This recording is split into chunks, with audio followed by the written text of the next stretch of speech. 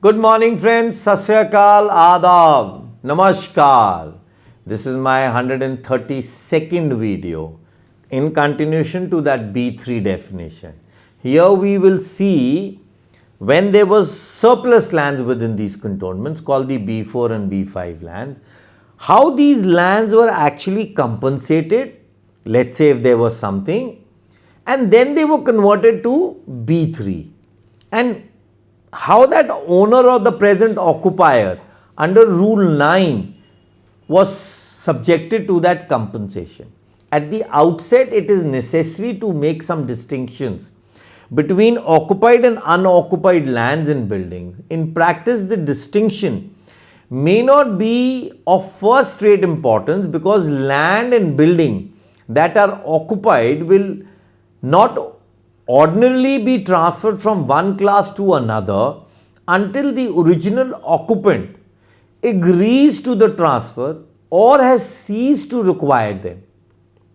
And in that case, they may be regarded theoretically to any rate.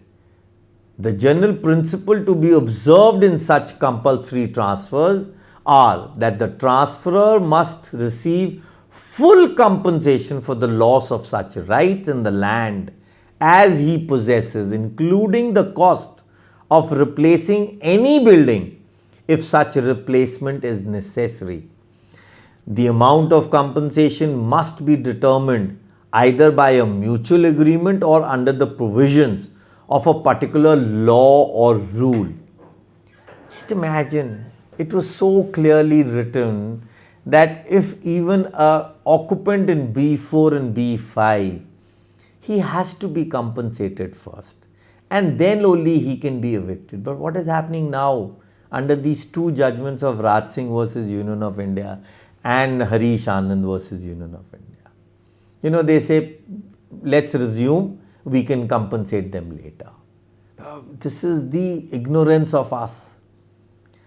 Now he says how leases under these rules or the lessee cannot be dispossessed during the currency of his lease, except for a breach of his convenience or by striking a bargain with him or by acquiring his rights under the provisions of the Land Acquisition Act. So a lessee is comfortable, that means. His conversion from an old grant to lease. So we need to note, land in this class may be assumed to be no longer required when the building thereupon have been allowed to fall into ruins. State and or action has been taken by the owner to repair them after issue of notice under section 126 of the Act. Now this is where I have been requesting and telling people that you do not need any permission to repair your bungalow or your property. If it is in a ruinal position, a diaphyletic position, it is for the department to give you a notice that kindly please repair your property. So where do we all go? Where do we understand all this? Now, in other cases, the amount payable by the local government shall be limited to market value of the building, if any. The cost, if any, of acquisition and improvement, the market value of the land is to be paid. This is said for when a bungalow or a property on lease is to be resumed. These laws are so clearly written for B3 lands because B3 was always private.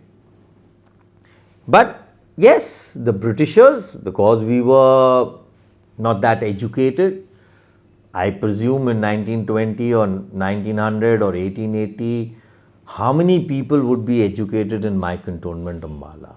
Could be one or could be two. And there was no land system of keeping records, and we didn't have banks or we didn't have lockers, so records were generally lying in people's home. They must get destroyed, there must have been, you lose them out with passage of time, the paper gets decayed, So many things could have happened. And this is where the Britishers made use of. They actually made us slaves because we were uneducated. So this actually proved beneficial for them. And this is proving beneficial for the present regime also for the last 75 years. The regime means when we got independent. We bungalow owners are again, or residents are uneducated. We may speak in English, we may be the best of the people in the world, maybe the richest on earth. But what are we? We are indirect slaves to the black coats, the advocates, because we are not aware of these laws, what B3 meant, and how B3 had to be converted from B4 to B5. So please, request. Again I am saying, we were old grants, never converted into new grants, because we were revenue-free grants, and the Britishers had by themselves laid in their 1765, 1790, 1812, 1828 orders of Governor General that all old grants have to be converted into new grants. Thank you. Good day.